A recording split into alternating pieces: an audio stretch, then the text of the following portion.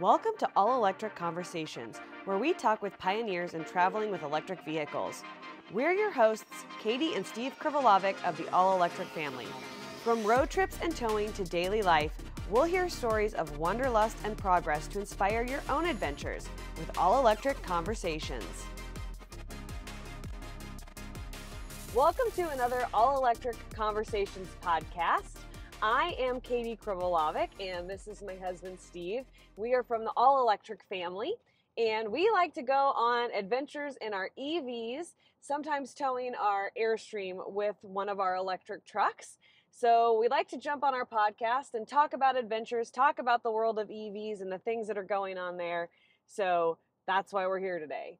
Yeah, today we want to talk about Electrify America. They have a new CEO, Robert Barrosa.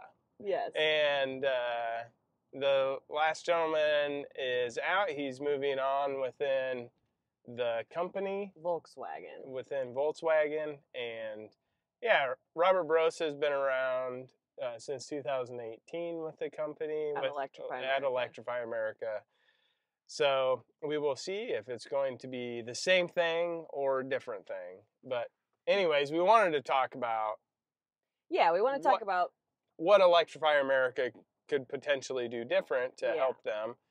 And also the new Rivian over-the-air update that gave us a range increase. Yes, people were started getting those updates and getting an increase in range. So we wanted to talk a little bit about that too. And, you know, we like to ramble on, so who knows what else will come into the conversation. Yeah. So I will ask you, Katie, first of all, what do you think Electrify America could do to increase confidence in its current customers or regain some of that confidence back? So I think what they're going to have to do is they're going to have to go in and replace the existing equipment that is not working, or fix it, get it up and running. You know, they have such a big focus on getting chargers in new places, which also needs to happen, but I feel like the starting point needs to be fixing the infrastructure that's already there and getting it working to its fullest potential. Yeah, the current infrastructure that's already there. Yeah. And I don't know. I feel like they should concentrate on that before actually adding new chargers, even though I'm kind of torn on that because there's certain spots that we can't get to that they're working on getting new chargers at. But, you know, they have to build that confidence in that. And I personally wonder what was going on with that, why they have to put all new equipment in. Is it just those chargers were terrible, or are they struggling to get parts? I kind of feel like it's a little bit the parts issue because there was a Signet and then also an ABB unit, and it appeared like when I talked to the electrician, he was working on a lot of one of them, and he acted like he couldn't get parts for the other one. So I don't know if there's just a really bad supply chain issue or what with the one unit, and I can't remember which one that was.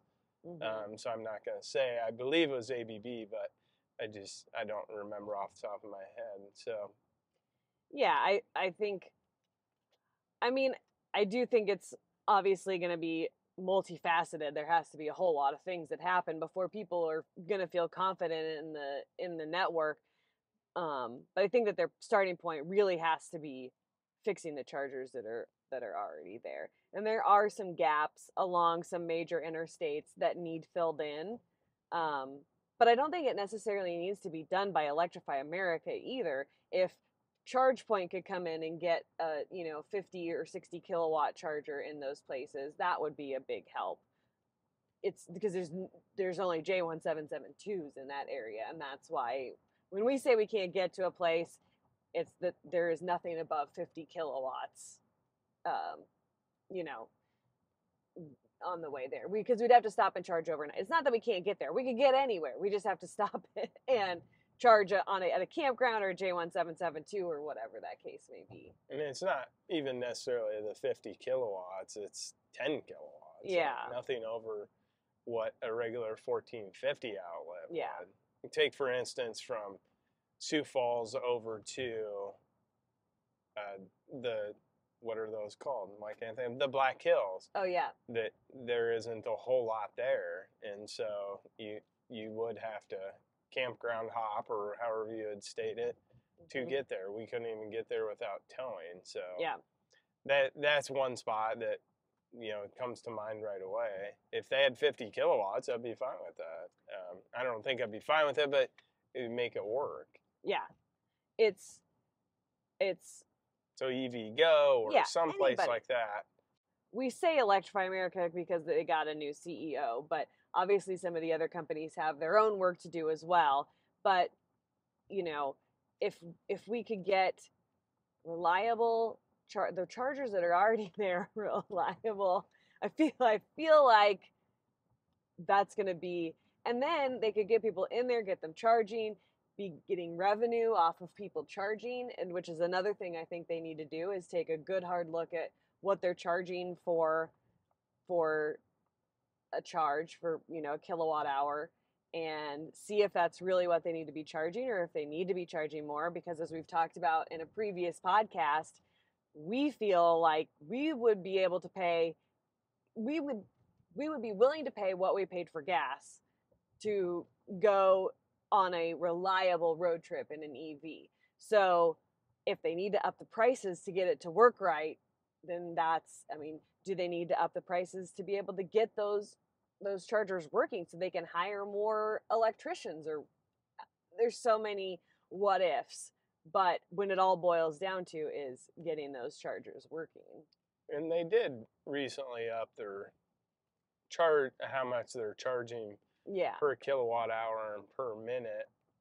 So they must have looked at that. I'm not sure if that's the new CEO or what, but they are charging more for that. And so hopefully that is going to make them be able to have enough revenue coming in to support the maintenance that these chargers are needing. Yeah. And I think, so how do you think they could get to that point? Do you think that they're just not realizing that these chargers are down? Do they need to have more people monitoring them? Why do you think that there is so many issues with it?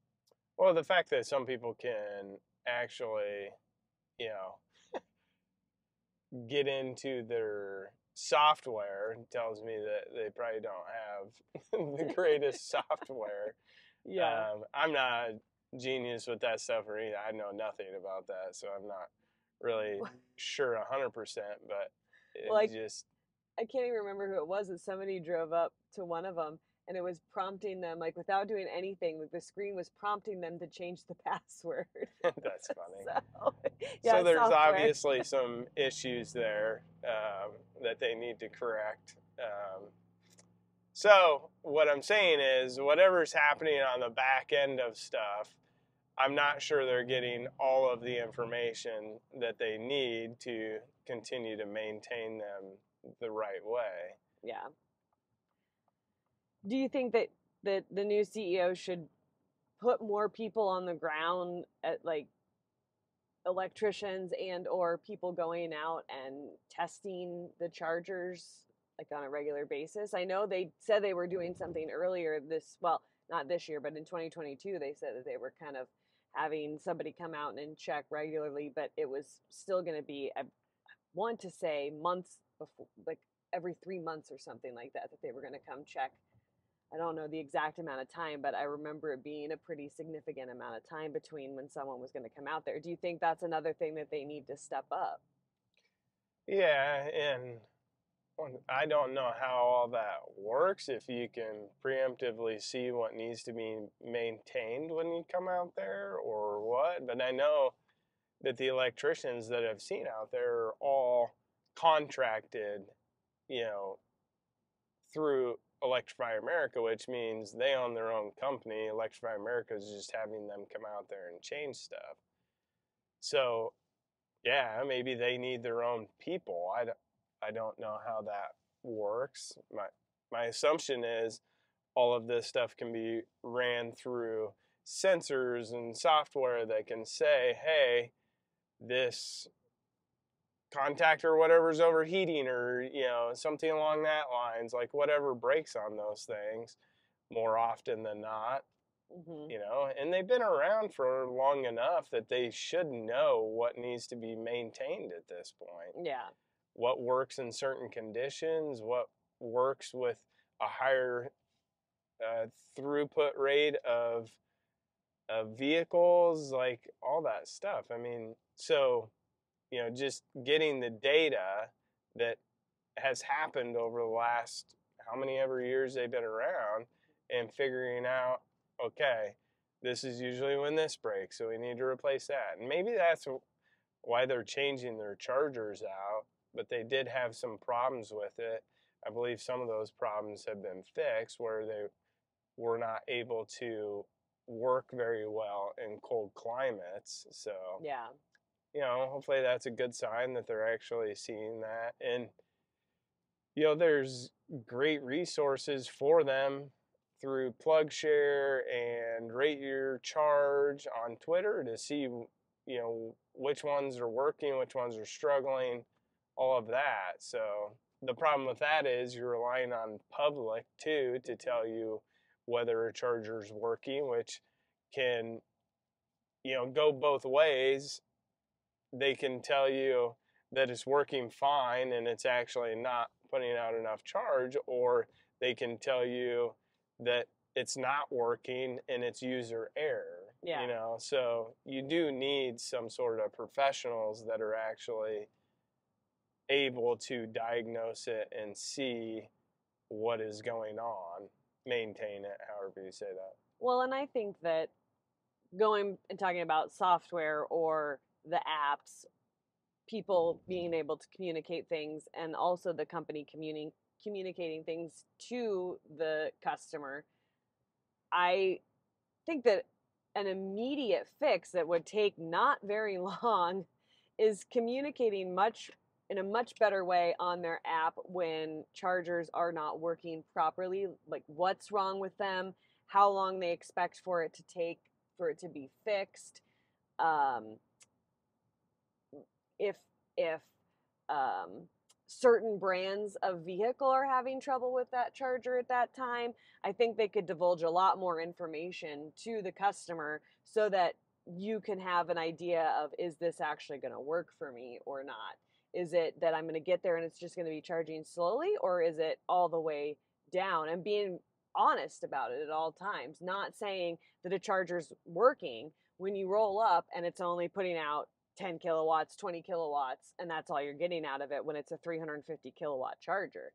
I think that that could be a huge and almost immediate change that would be massively beneficial to Electrify America. Yeah, and that they have the information of what vehicle you're coming up to the charger with usually, so they should be able to tell you, hey, the Ford Lightning currently is charging slower on this station. Yeah. Something along that lines. I could see that working. And then also, they've had all this information.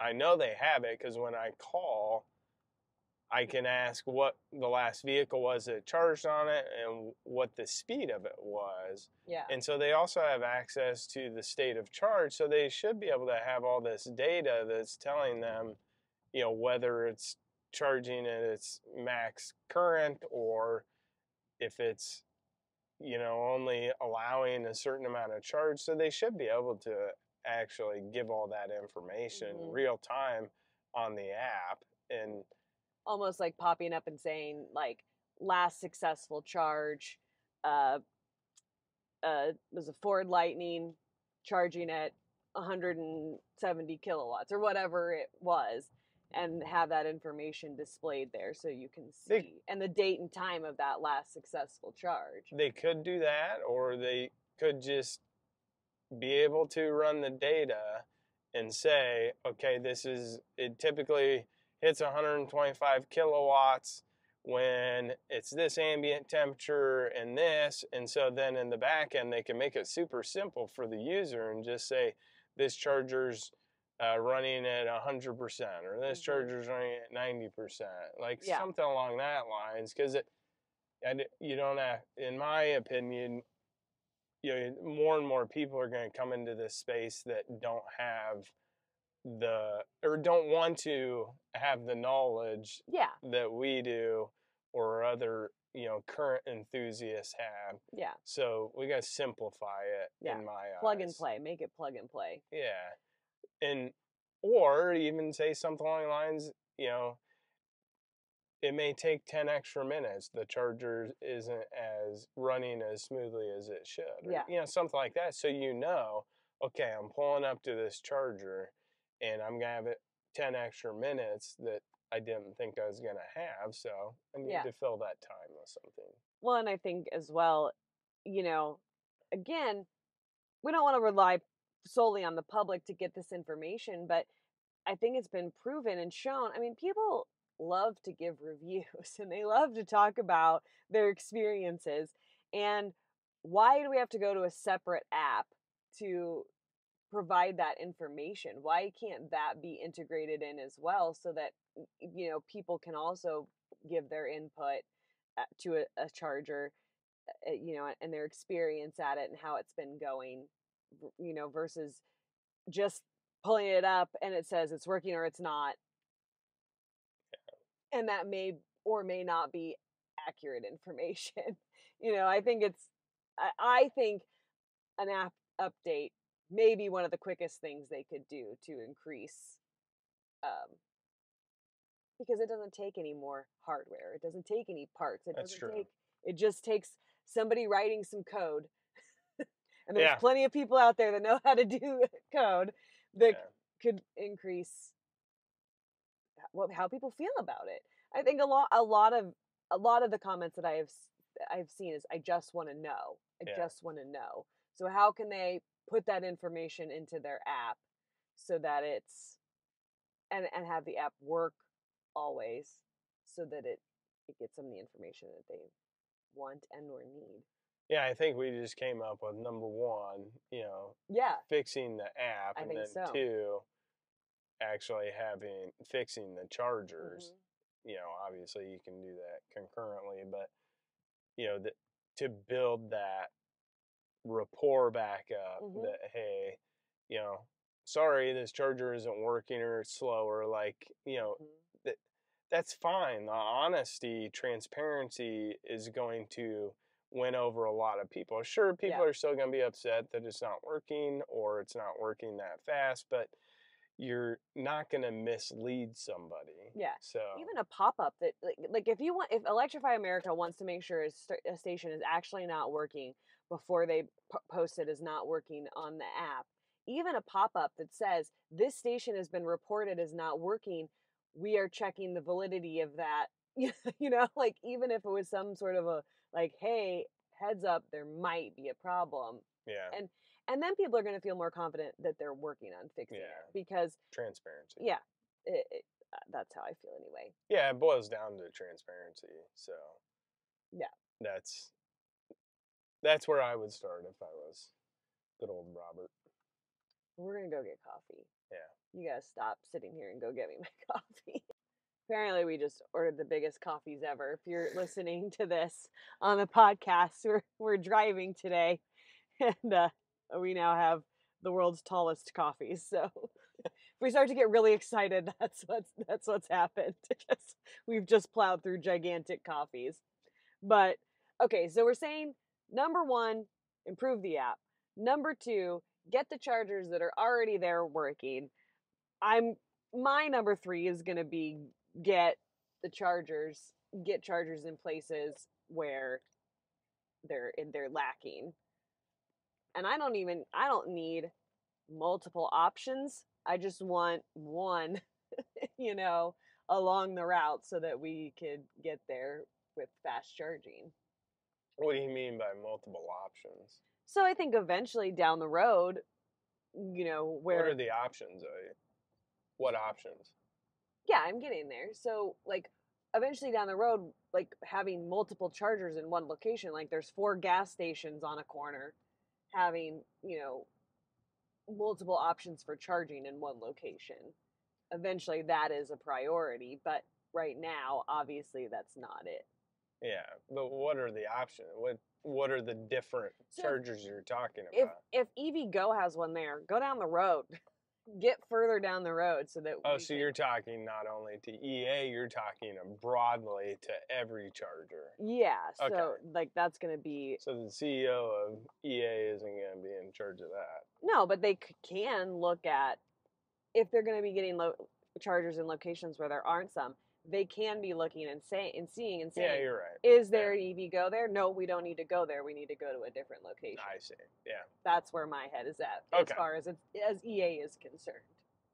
I would agree with that. I wish they would all come together and figure that out. Yeah. So at least in the Midwest, here, so it's, but you do want to, thinking from a business side of stuff, you do want their, the best opportunity for people to stop there now and in the future. Yeah. So it is going to be location for them. It is. Because it's not built on a similar model like gas stations. Gas stations, if you put it there, you have to build the building out. You have to have all of the, drinks and the food and all that stuff in there. At least that's not the current model. So. But okay, another question off of that then, and talking about getting charging into locations where there isn't charging, is it a good business model for a company to put a charger where there aren't any, to be the first that are there to get people into that area? Is that does that build trust for the company? Like if people are like, oh man, hey, Electrify America got us there first, I mean, is that part of the equation as well? Of building that trust? Yeah, I think in the middle of other chargers, yeah, of course it would be. So. Yeah, because I mean... Because that means they're actually looking in opportunity areas, and they are doing that up in South Dakota, I noticed, when I was just looking. They are putting chargers in spots at those 50 kilowatt charge point, 50 or 60 kilowatt charge points aren't there. Yeah. And I would assume that's because they see a gap in charging. So I think that they are doing some of that. So hopefully that's already happening. Yeah, and and maybe that's why that is the furthest down the line for me, is I already feel like that's an area where Electrify America is doing a good job, is getting chargers put into places. Yeah. Like that doesn't necessarily need to improve. They're already getting them out there and growing their network, so it doesn't really need to improve. Yeah. So maybe that's why it's lower on the totem pole for me as far as what this new CEO should come in and attempt to do. Yeah, a lot of communication, a lot of transparency. That's kind of what it boils down to. Yeah, because I mean, I think we realize, I mean, we have gotten fantastic charges on EA. The first time we plugged into a 350 kilowatt charger with the Rivian, we were like, dude, this is so fast, watching it ramp up. And part of that is the car, but they're offering the fast charging that those cars need. And so it's there, and when it works, it's great. So I think it just goes back to reliability and building the trust back up. Because I think a lot of people have lost their trust in the public charging and Electrify America. Yes, they have. So do you think there's anything else that they need to do? Hopefully the new chargers are going to help them with decreasing their maintenance, because I would assume sending out electricians all the time to their chargers to fix this board here, that board there, like whatever it is pretty costly. Yeah. And so hopefully these new chargers that they have will decrease that maintenance and actually make them a viable company that can, not fall. Yeah. So that's my thought on it. Yeah, I think I think it all boils down to just getting everything within the company operating smoothly and realizing. So, okay, I have to talk on a personal pet peeve of mine, and I think they absolutely positively have to stop with the canned responses on social media when people say that there is a problem. I think that alienates people more than anything. It's not genuine at all. No, it's thanks for letting us know that there was a problem. We'll get on it as soon as possible. And when you've been to that station 3, 4, 5 times over the course of several months, and it is never better, and you get that canned response, it just sends fire through you. You're like, no, you're not. You are not working on it at all. I mean, that was what happened when we got stranded in Ogallala. We got a canned response back on social media. And I was just like, are you freaking kidding me? Like, you're not. It's been this way for months, and now we're stranded because of it, because you said it was up and working on the app. So I feel like that is really, I understand the need to want to respond to it, but you and I both own businesses as well. And sometimes the best thing to do is to just to say, hey, we're going to send you a message, and then have an actual conversation with that person, or even flat out not respond. I would have been better with them not responding than the canned response, because they're wasting resources on giving me information that gives me nothing. Yeah. Yeah, I mean, if it was a canned response and every single time they did look into it and they got fixed really quickly, then sure, do that. Yeah, true. But the reality is it's happened over and over and over, and they haven't fixed it. So those canned responses are just disingenuous. They're not. It doesn't feel real. No. So it feels like a robot. A bot is responding to you, and that's probably what's happening. Yeah. I don't know that for certain. Once again, I think we've established I'm an idiot when it comes to software and all that stuff. So. I mean, we're not experts. We're just consumers that, in our opinion, these are the things that they can do to improve. Because, really, that's all it is. User experience, and especially having come from the Tesla network previously, and the things that worked well in that environment, okay, here's what we think, and it boils down to it's never going to be the same as the Tesla network, because it has to be open to all these different vehicles and all these different cars and all that stuff, but it can still work well.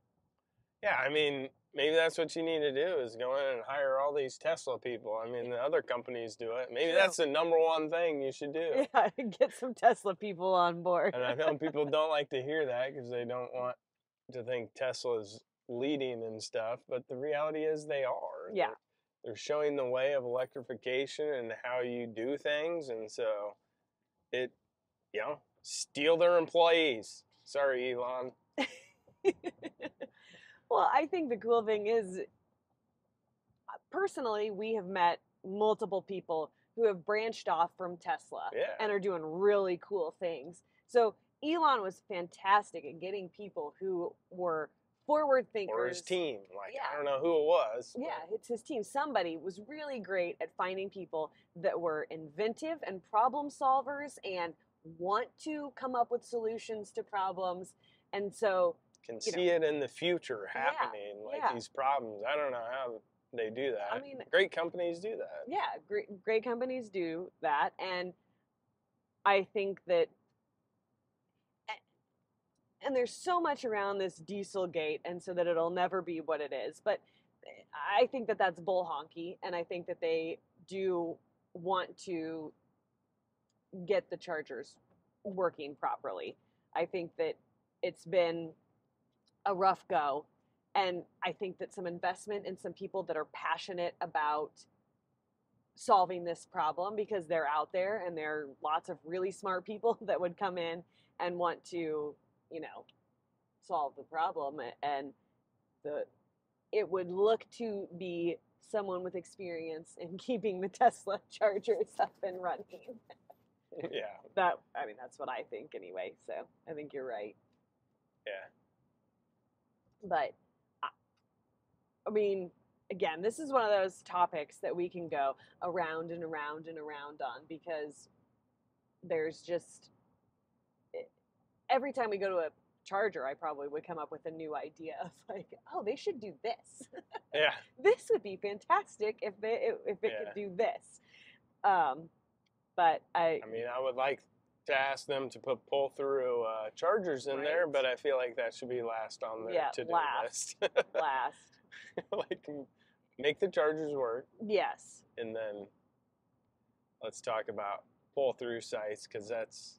that enables us from... It does. So. There are a couple simple things that they could do, but that's more like... I don't know if Electrify America would do that or not. For instance, the charger in... Is it Fort Morgan? No, not Fort Morgan. Yeah, Fort Morgan, where you can pull up. It's on in that Walmart parking lot, mm-hmm. And if you pull up to the last charger, head on, like you're gonna run right into it. Okay.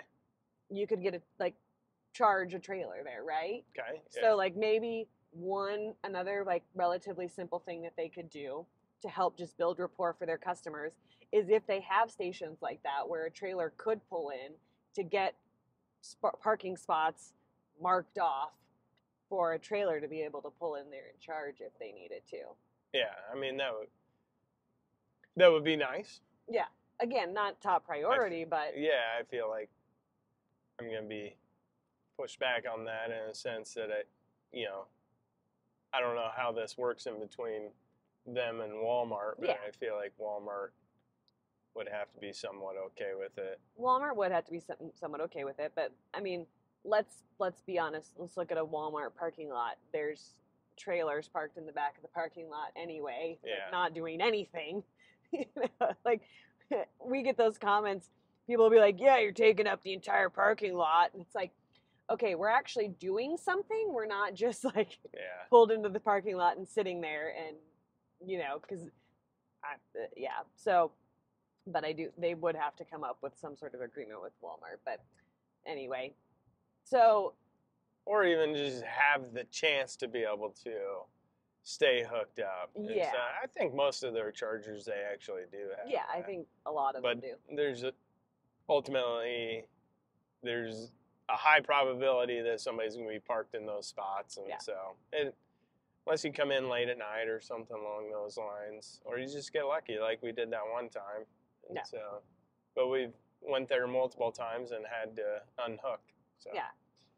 It is what it is on that aspect of it. That's just not everybody's going to be as adventurous as us and want to tow a camper with an electric vehicle. We do love our people that do that. Yes, we do. And hopefully you are signed up for the EV/RV rally. Yes, so this is going to be a shameless plug. This podcast is coming out on Wednesday. So yesterday we announced our charged rally, which we are bringing back to Amana, Iowa this year. Yay! From October 4th through the 8th. So Thursday through Sunday in Amana, Iowa. And one thing we want to be sure that we're really clear on this year is that this rally, you don't have to have an EV or an RV to come. We want you to come if you are curious about towing with an EV. We want you to come experience it, see the great people, because there are great people. We met them last year. A lot of them are coming back, and we're excited for that. So we want everybody to be a part of that, regardless of if you already have your equipment or not. Yeah, any inkling into it at all, even if you just want to see, how did these people make it here? Where did they come from? I bet they're only 40 miles down the road. Come and talk to us, and everybody's friendly and very knowledgeable on what they're doing and how they're doing it, and would love to talk to you. So come on out. So we'll put a link to our Charged Rally page in the show notes for this show. So you can find that in the show notes so you can get signed up for it. Yes. We'll see you there. See you there. All right. So then time to talk about Rivian. So I have held off on asking this question so that we could just record our conversation about it, because my immediate thought was, so Rivian gives you an update and says your range is increased. And I thought, well, bull honky, because my battery pack is still the same size. So what is this about? How can, it's still a 135 kilowatt hour battery. So how is the range increased? One of two ways. They've figured out inefficiencies that they've made more efficient, or they have increased the usable battery pack. And I have not seen anybody do anything on that, so I don't know the answer to it. Which one it is? I know Kyle is looking at testing that from Ataspect, and then Brandon Flask is, I think, looking to do that as well. So I would point to those guys. They enjoy the testing stuff way more than I do. I enjoy watching it and love learning, and I partake in some of it. I try to make it more towards what kind of regular people would want to see, like, my 10 to 80%, stuff like that. But well, and helping to understand your car if you come into the EV world. Yeah. So without going too in depth. Yeah. So those guys will run those tests and figure out, okay, is it increasing the usable battery pack, or is it correcting some inefficiencies with it? So super cool that they're able to do that. I don't know the percentage. Ours appeared to jump up about 15 miles. And so I don't know what that means. Now I'm excited. Let's just stop and grab the camper and go test it out. Yeah, maybe. So I think that it's really cool that you can throw an over-the-air update out there and you can get more miles. Yeah, I think that the updates, and I know like so many people are like, oh, it's like your phone because you get updates or whatever. Yeah, that's cool. Yeah, to me, like that is so cool that you can change. I mean, they could completely change the vehicle in an update and make it a totally new vehicle if they wanted to. So it's just really cool to me that they can do that. So I'm fascinated by it. And that's another reason why I kind of wanted to wait to ask that question to Steve, because I was like, how can they increase battery capacity over an update? And I had some guesses on what would happen, but I mean... And maybe they said it in the update list. We didn't. We haven't even got in the vehicle yet to see where it's at. Yeah. So even the 15 miles that I said, that's where it's at currently, and the car was still charging. So maybe a little bit more. That would be amazing. But it was at 85%, and so I mean, it really can't go up that much more. Maybe 2 or 3 more miles if it does anything. So. Yeah. So, anyways. But it's still good. I'm still happy to have a range increase. And yeah, thank you, Rivian. Yes. We have not received our Ford update that will let you watch YouTube inside of it, and just a different UI user interface. So yeah, we'll see. But I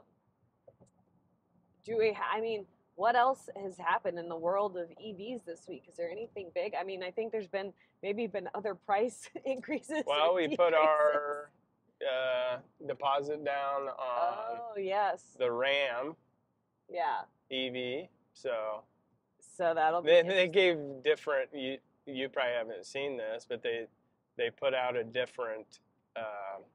how would you say it? Like what the production vehicle is going to look like, and it looks like a actual Ram. It doesn't look like that concept. We all knew that was coming. Yeah, it's kind of weird. I mean, that just happened a month ago. I know. That so that they already knew. Yeah, exactly. They already knew. Kind of interesting. So I'm not 100% sure what happened there, but that's. Well, I think they're so late to the game. They're just cramming everything in and trying to get it. They're like, okay, we do have to play this game, and so now they're just trying to cram everything in. And it's late 2024 is when they said. Yeah. So we'll see if that happens or not.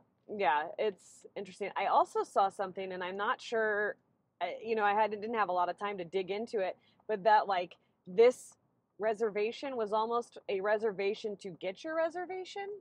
Oh, on the Ram. Oh, I didn't know that. Like, I just saw it this morning, so it may be like maybe reading fine print, and somebody actually read the fine print, and it was like, oh, yeah, I don't. When it comes to something like that, I don't. It was $100 deposit. That's what I remember. Yeah.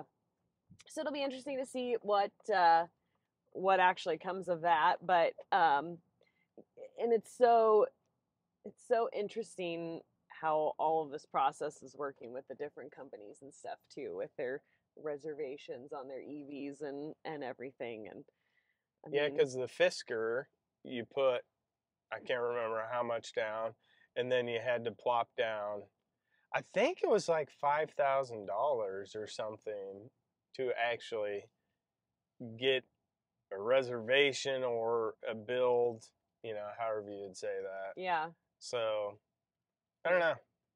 Basically, your reservation to get a reservation. Yeah. It cost more in the end. Yeah.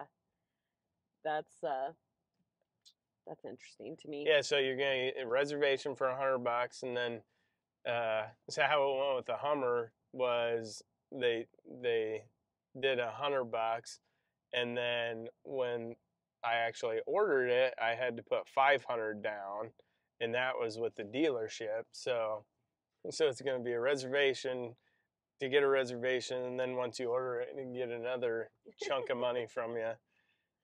That's funny. I don't know if that's how it's going to go, but that's what it sounds like. Yeah, that's what it sounds like. Interesting. Oh, man. I mean, but they're making these cool trucks and stuff that people want to get their hands on. And for us, I mean, we want to test them out and see how different they all are. So, or similar. Yeah. The case maybe. Eventually, once we kind of test the big battery pack versus smaller battery pack, I think what we're going to see is that there's going to be a happy medium of, a certain battery pack size and things like that, because the bigger battery pack, the longer it's going to take to charge.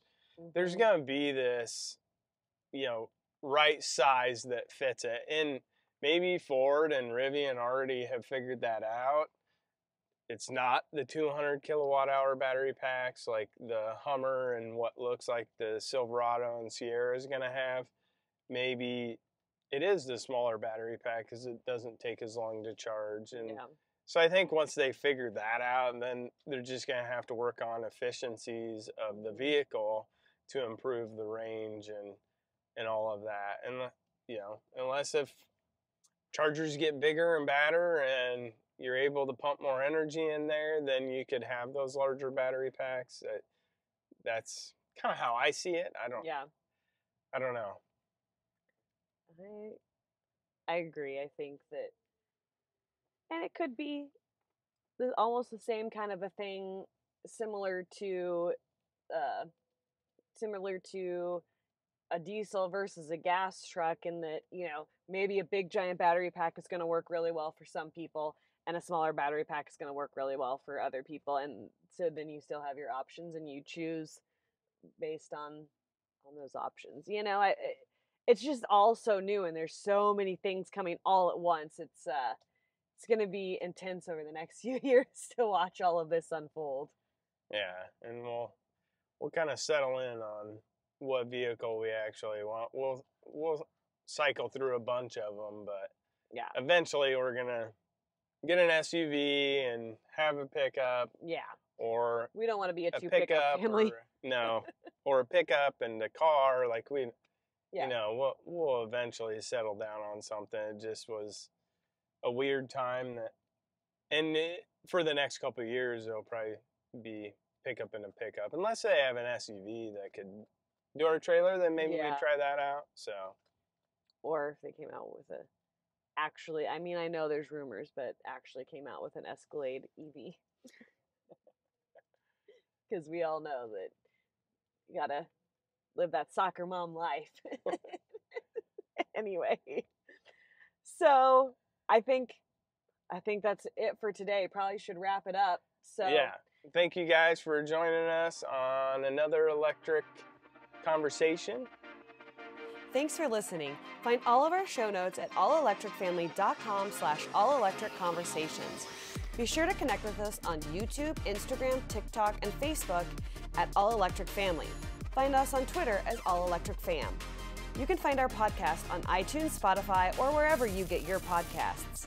If you enjoyed this story, please be sure to share it and hit that subscribe button.